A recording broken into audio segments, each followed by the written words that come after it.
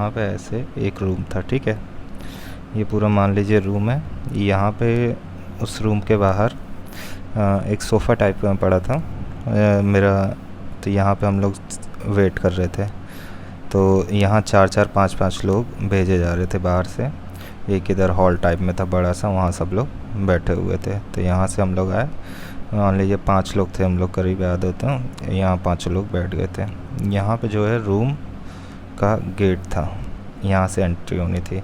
और ये काफ़ी बड़ा सा ये जो हॉल था, वहाँ पे लोग ऐसे बैठे हुए थे। एक सर थे इधर बैठे थे, एक सर हल्का सा यहाँ पे एक सोफ़ा टाइप का था, और एजीएम सर ने हम लोग का वो लिया था इंटरव्यू, लखनऊ में था, वो यहाँ बैठे थे।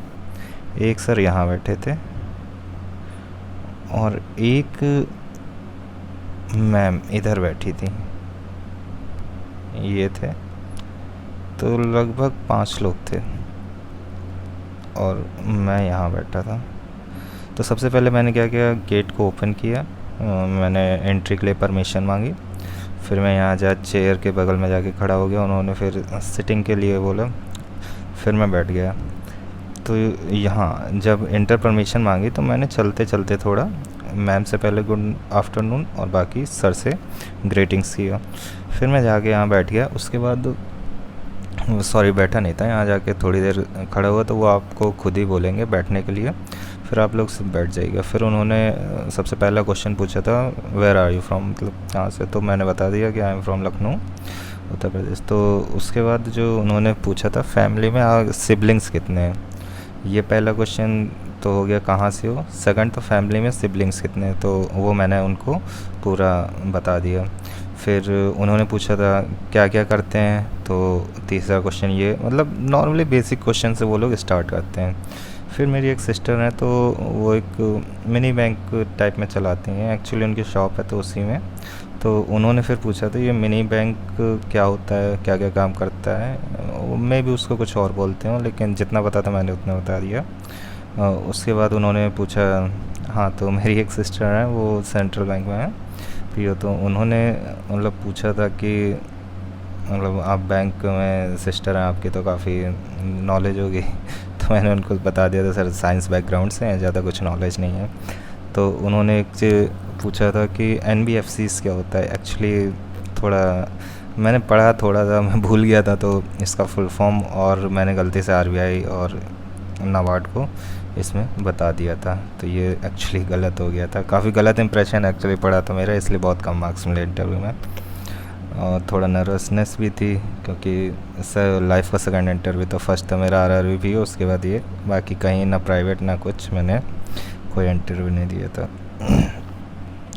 और एनबीएफसी से उसके बाद उन्होंने पूछा था, उस टाइम मतलब कोरोना चल रहा था, तो उस पेंडेमिक की वजह से क्या उस पर जीडीपी वगैरह पे क्या इफ़ेक्ट पड़ा है। मतलब एक्चुअली उन्होंने पूछने का मतलब था इकनॉमिक कैसी हुई है। तो उस टाइम में रिसेशन चल रहा था, टेक्निकल रिसेशन, ये फरवरी के आसपास, तो करंटली न्यूज़ में आया था। तो उन्होंने फिर इसके बाद एक क्वेश्चन पूछा कि रिसेशन और टेक्निकल रिसेशन में क्या डिफरेंस है। तो टेक्निकल रिसेशन एक्चुअली मैंने पढ़ा हुआ था कि वही लगातार 2 ईयर या 3 ईयर में नेगेटिव में जाए, तो उसको टेक्निकल रिसेशन बोलते हैं। तो जितना मेरे को आ रहा था मैं उतना बोल दे रहा था। तो उन्होंने लगभग यही 7 क्वेश्चन कुछ पूछे थे। 1-2 क्वेश्चन मुझे शायद जो मेरा होगा जो मैं बोल रहा हूँ, बाकी उन्होंने यही सब पूछे थे। बाकी फैमिली से उन्होंने कुछ ज़्यादा ही वो पूछा था कि मतलब भाई क्या करते हैं, बहन क्या करती है, पापा क्या करते हैं। तो ये सब थोड़ा डीप में गया था, और बाकी कुछ नहीं, इतना ही था। बेसिकली थोड़ा कॉन्फिडेंस भी नहीं था, ज़्यादा कुछ तो करा नहीं, तो इस वजह से थोड़ा मार्क्स कम मिले थे। और ये हाँ, फिर मैं उन्होंने कहा ठीक है ओके।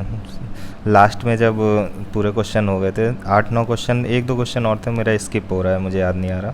तो फिर उन्होंने बाद में पूछा कि और शिवम जी बाहर मतलब आपको कैसा लगा, ज़्यादा वेट तो नहीं करना पड़ा, चाय वाय अच्छे से मिली, एक्चुअली वहाँ टी वगैरह सर्व हो रही थी।